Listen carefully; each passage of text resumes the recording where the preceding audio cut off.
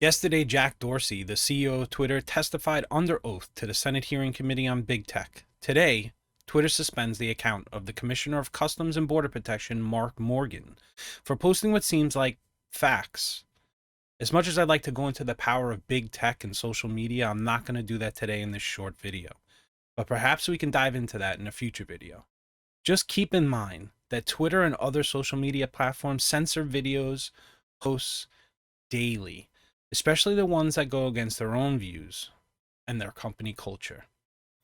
If you can, take a quick second and just hit that subscribe button. I'm trying to post some videos daily. So most recently, the New York Post was censored and suspended from Twitter for posting a link to their own story about the Biden laptop leak. It contained videos, images, along with text messages that potentially showed some illegal activities. Let's take a quick look at this clip of Ted Cruz questioning Jack Dorsey. Mr. Dorsey, does Twitter have the ability to influence elections? No. You don't believe Twitter has any ability to influence elections?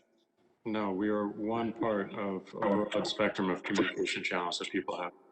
So you're testifying to this committee right now that Twitter, when it silences people, when it censors people, when it blocks political speech, that has no impact on elections? People have choice of other communication channels with which... Not if they don't hear information. If you don't think you have the power to influence elections, why do you block anything? Well, we have policies that are focused on making sure that more voices on the platform are possible. We see a lot of abuse and harassment, which ends up silencing people and having them leave from the platform. All right, Mr. Dorsey, I find your opening questions, your opening answers absurd on their face. Let's talk about the last 2 weeks in particular. As you know, I have long been concerned about Twitter's pattern of censoring and silencing individual Americans with whom Twitter disagrees. But 2 weeks ago, Twitter, and to a lesser extent Facebook, crossed a threshold that is fundamental in our country.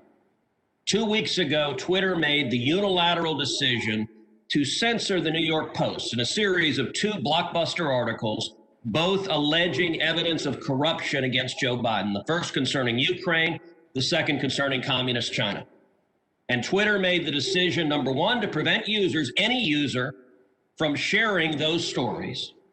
And number two, you went even further and blocked the New York Post from sharing on Twitter its own reporting. Why did Twitter make the decision to censor the New York Post? We had a hack materials policy that we... When was that policy adopted? In 2018, I believe. In 2018, go ahead. What was the policy? So the policy is around limiting the spread of materials that are hacked. We didn't want Twitter to be a distributor for hacked materials. We found that the New York Post, because it showed the direct materials, screenshots of the direct materials, and it was unclear how those were attained, that it fell under this policy. Now, so in your view, if it's unclear the source of a document, and in this instance, the New York Post documented what it said the source was, which it said it was a laptop owned by Hunter Biden that had been turned into a repair store. So they weren't hiding what they claimed to be the source.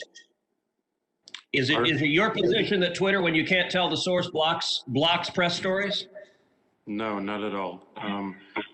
Our team made a fast decision. The enforcement action, however, of blocking URLs, both in tweets and in DM, in direct messages, we believe was incorrect. And we changed it. Today, right now, the New York Post is still blocked from tweeting 2 weeks later. Yes, they have to log into their account, which they can do at this minute, delete the original tweet, which fell under our original enforcement actions, and they can tweet the exact same material in the exact same article, and it would go through. So, Mr. Dorsey, your ability is you have the power to force a media outlet. Let's be clear. The New York Post isn't just some random guy tweeting. The New York Post has the 4th highest circulation of any newspaper in America. The New York Post is over 200 years old. The New York Post was founded by Alexander Hamilton. And your position is that you can sit in Silicon Valley and demand of the media that you can tell them what stories they can publish, and you can tell the American people what reporting they can hear. Is that right? No, this was every person, every account, every organization that signs up to Twitter agrees to a terms of service. Terms of service. So media outlets must genuflect and obey. All right, I paused this video. It goes on for another 4 minutes or so. This is just a small clip from the overall Senate hearing on big tech, and I'll leave links to this video, the full hearing, along with any tweet, article, image mentioned in the rest of this video.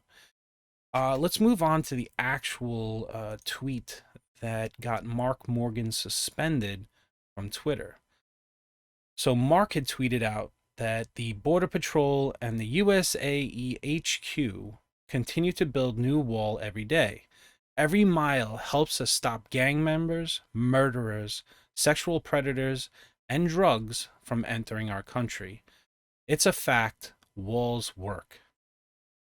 All right, I don't see how that would be a suspendable offense, but let's see what Jim Jordan says. So Jim Jordan says Twitter bans the U.S. Border Patrol chief from tweeting about the southern border, the New York Post from tweeting about Hunter Biden. But Twitter allows Iran's Ayatollah to threaten American citizens and Malaysia's prime minister to encourage terrorism. I don't know if it was the prime minister or the ex-prime minister, but he said some pretty disgusting things about France and the recent terror attack that happened there, basically saying, I'm not even going to go into it. You should definitely, I'll try to link to it. I think Twitter actually ultimately deleted the prime minister or the ex-prime minister's post because it was disgusting.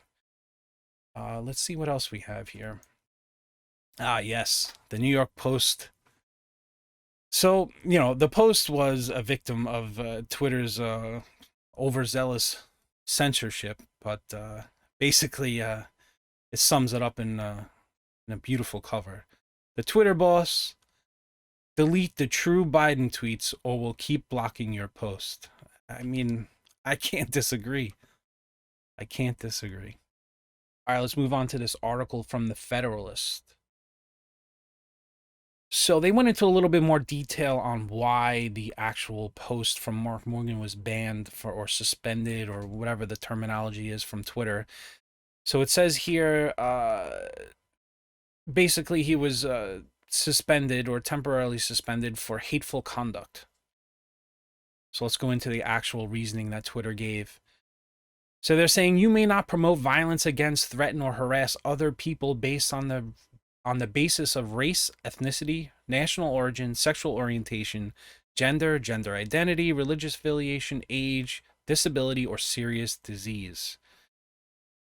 And it goes on to say, as it is clear from the banned post text, the commissioner did not threaten anyone based on race, national origin, or anything else.